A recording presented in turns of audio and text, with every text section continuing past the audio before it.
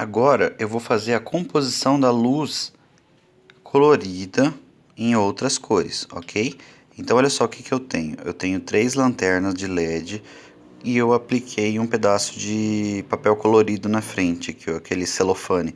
Então eu tenho a luz verde, tá? Eu tenho a luz vermelha e eu tenho a luz azul. Para que essa experiência funcione, eu vou ter que estar num completo escuro, então eu vou apagar a luz e eu já volto.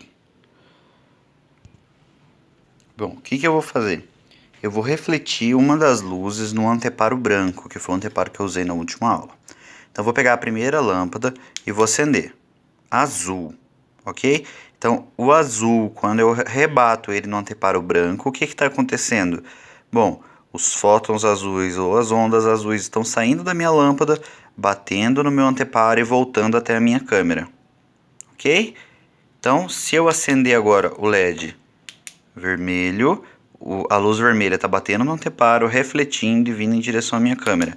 A mesma coisa se eu fizer com LED verde, tá? Agora, o que vai acontecer se eu acender duas cores ao mesmo tempo? Então, eu vou acender o verde e vou acender o vermelho. Vamos combinar para ver?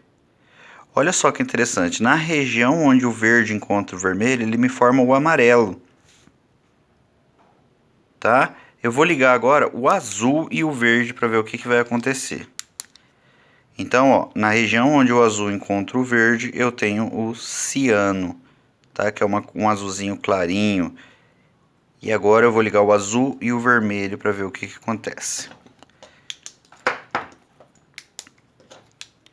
Então, azul e vermelho, vou juntar, olha lá, eu tenho roxo.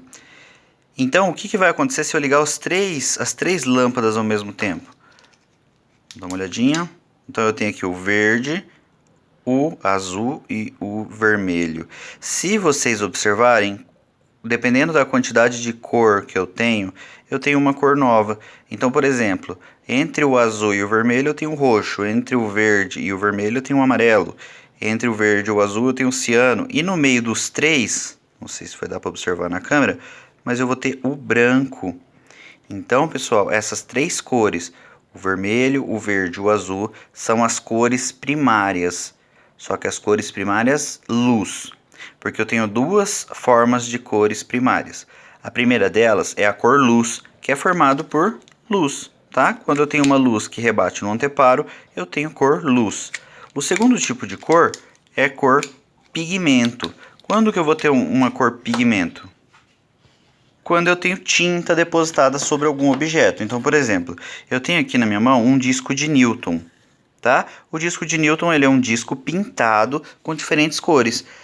O que é essa cor aqui, ó? É cor pigmento. Por que eu estou enxergando essa cor, ou por que a minha câmera está capturando essa cor? Bom, eu tenho luz branca incidindo sobre o meu disco. Esse disco está absorvendo algumas cores e refletindo outras cores. Então, aonde eu enxergo o verde, ele está absorvendo todas as cores menos o verde. Aonde eu enxergo o amarelo, ele está absorvendo todas as cores menos o amarelo. Aonde eu enxergo o vermelho, ele está absorvendo todas as cores menos o vermelho. Ok? Então isso aqui é uma cor pigmento. A cor luz, ela funciona de forma diferente. Ela funciona da seguinte maneira: eu estou emitindo ondas vermelhas, então essas ondas vermelhas estão refletindo no meu painel branco e ele está refletindo até mim. Ok? Então essa é a cor luz e essa do disco de Newton é cor pigmento. Tá? Então eu vou combinar as duas agora para nós termos uma ideia da teoria das cores. Então eu montei uma caixa aqui, ó, usando uma caixa de sapato, tá? Eu pintei ela de branco e coloquei um LED daqueles multicoloridos dentro da minha caixa. Então a minha caixa é branca, ele está refletindo a luz branca do meu LED multicolorido e eu estou enxergando branco. Então, se eu mudar para vermelho, a cor luz vermelha vai refletir na caixa e vai vir até mim, então eu vou enxergar o vermelho. A mesma coisa com o verde, a mesma coisa com o azul, cor luz. Quando eu tenho o branco, olha só que interessante, eu vou focar aqui na parede para vocês verem. Eu tenho diferentes cores misturadas, então eu tenho o azul, o verde e o vermelho misturado. Se eu colocar a luz vermelha, eu tenho somente a luz vermelha. Se eu colocar o verde, eu tenho somente a luz verde. E se eu colocar o azul, eu tenho somente a luz azul. Se eu colocar o branco, eu tenho as três cores misturadas. Então, o que eu vou formar para vocês agora? As cores secundárias.